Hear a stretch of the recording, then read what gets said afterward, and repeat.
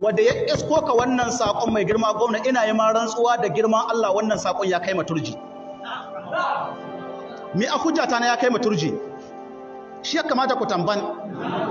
'Yan ta'adda Isa da Sabon Birni lambar Murtala Bello kawai suke bida saboda suna gani yana attacking ɗinsu. Don haka duk inda sun kaga wani na WhatsApp sun kaga hoton Murtala Bello sai su ɗauki number sai su kira sai haɗuwa ta zo daidai da zama. Kusa abin da ya faru wanga ruwan bama-bamman da kun kaji an ce ana yi musu, wallahi shekaran jiya ana cikin ruwan bama-bamman sai sun kaɗo wata namba sun hakira sai sun hakira na kusa gara. Suka ce malam ne, ya ce ba malam bane. Wane ne? Ya ce ɗalibin malam ne. Ce to malam muke son mu wannan magana tana nan, abin da yasa ban saurin sakin ta jami'an tsaro ya kamata don tana da fa'ida sosai. Na rance da girman Allah dan ta'adda ya ambaci sunan wani babba cikin Sokoto kuma dan siyasa na. Malam ne, ya ce a ɗalibin malam ne. Ɗalibin malam ne, to wai shi malam bai san abin da an kai muna na ta'addanci ba. Duk ya tashi magana sadda yake magana karatuna na rike gare ana ji ne ga waya, sannan ya kashe ya ci gaba magana da wannan ɗalibin nawa. Ya ce bai san ta'addancin da aka yi muna ba, duk yayi magana ya ce in an kama mu a kashe mu, bai bincikawa ya san abin da aka ciki. Ɗalibi ya ce mi zai bincikawa wannan ta'addanci da kun kai, yanzu ku tare mota, ina yi muku rantsuwa da Allah da kai ne yake ikirarin su sun haƙo ne wannan mota da an haƙo ne waɗannan mutane. Don Allah sai wani ya zo ya ce mana wai turji ya aiko takarda a yi sulhu, ni wallahi yana cikin abin da nika da wata a sulhu. Wallahi duk inda an hakan ma dan ta'adda magana a yi sulhu da shi ko tasowa ba ta yi ba, a kashe shi kashi na gila. Duk wanda ya samu dan ta'adda cikin ku, mutanen Sabon Birni, mutanen Isa, magana wai ma ku ba sojoji ba ta taso ba. In sojoji sun ka taro wallahi kuna kama ku yanki shege.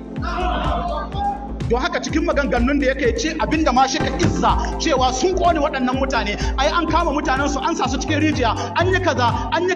ɗalibin nau ya ce me yasa ba ku kai ma hukuma ba. To cikin abin da yake faɗi sai ambaci wani babban ɗan siyasa ya ce ai shi ma ɓarawo na amma kuɗi yana nan cikin birni. Saboda haka wallahi ku yi hankali, irin maganganun da nake manyan maganganu na, wallahi ku yi hankali, irin maganganun wallahi allura na tono galma.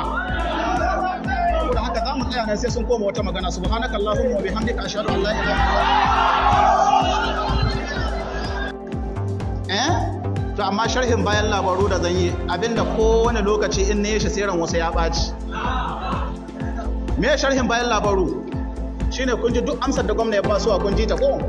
Tsakaninku da Allah gwamna ya taɓa matsala guda cikin abin da na faɗi. Ya musanya guda.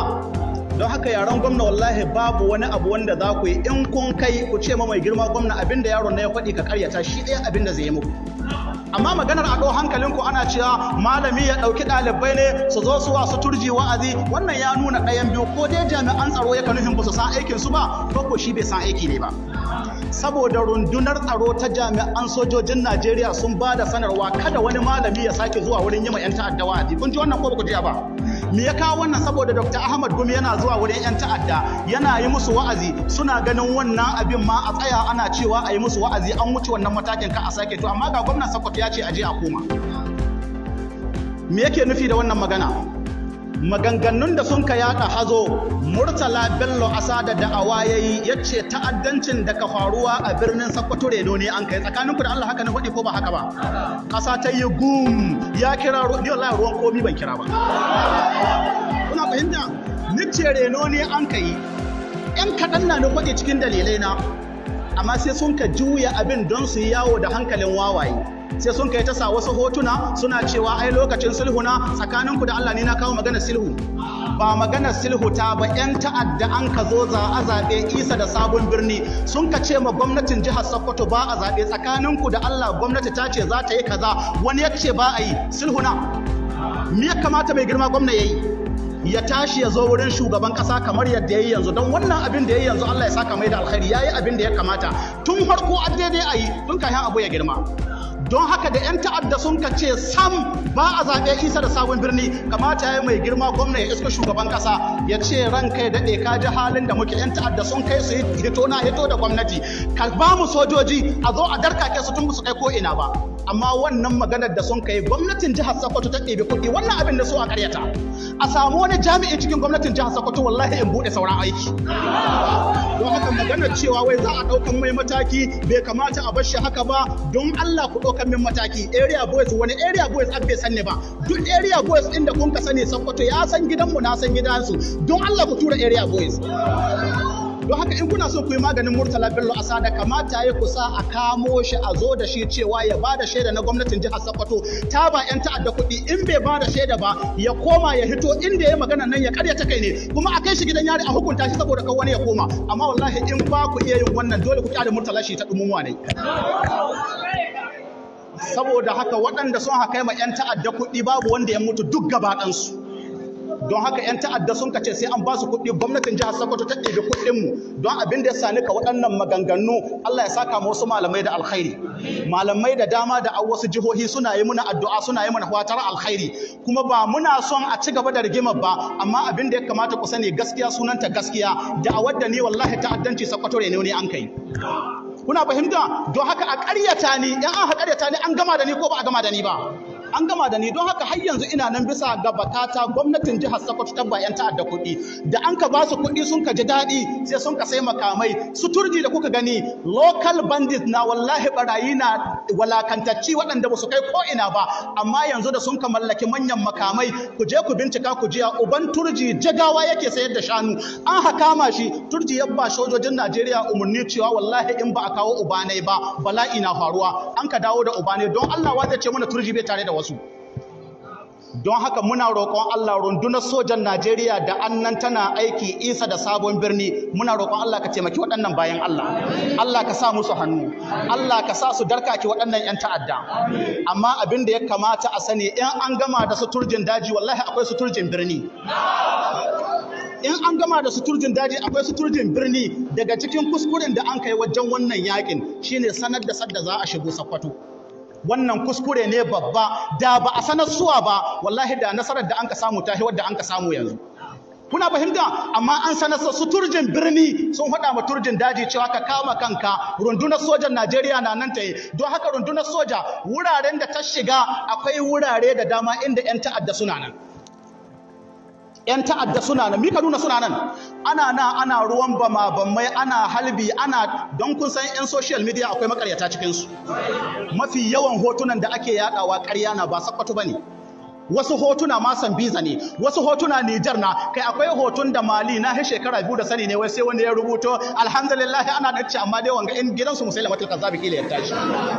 saboda haka ku ji tsoron Allah sojojin Najeriya sun yi kokari jami'an tsaro suna kokari amma abubuwan da kuke faɗi ku ji tsoron Allah ku bar ƙarya ana can ana ruwan bama bamai kusa abin da ya faru shekaran jiya ranar Juma'a ana can ana ruwan bama bamai turji sun ka kewaya sun ka tare hanyar raba kusa ko mutum nawa sun ka ɗauka sai da sun kaɗo mutum sama da 30 yanzu maganar da aka yi mutum 30 don Allah wanda ka gudu yana bi dan mahauka in ya ɗau mutum 30 ina zai kai su ina ya ga wurin kai su kuna can kuna ce muna wai 'yan ta'adda sun yassa bindigoginsu sun yadda bindigoginsu sun tsere ga mutum 30 ta sun tare sun kwashi ina sun haka su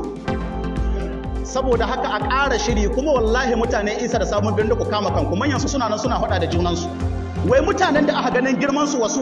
wannan ya ce a yaki ana nan ana yi wannan ya ce a ba a yi don Allah faɗa a lokacin faɗa na yanzu abin da ya kamata ku haɗa kanku wanda ya ce yakin da aka yi yanzu ba haka ya kamata a yi ba akwai rangwame me yake son a yi yana son gwamnatin tarayya ta ƙaro ƙarfin sojoji don a darkake abin wanda ya ce ana nan ana yi me yake son ya yi yana son ya ƙara encouraging ɗin sojojin Najeriya su ƙara jin ƙarfi ana yi musu addu'o'i duk manufar ba guda ta ba kuma wallahi ku sani cewa ku yi addu'a Allah ya sa a kama turji ga hannu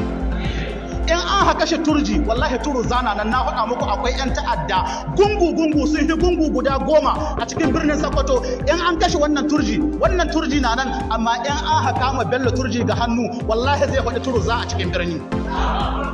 akwai maganganun da lokacin buɗe su bai yi ba wallahi 'yan ta'adda da gaske suka yi suna nan suna ba mutane wani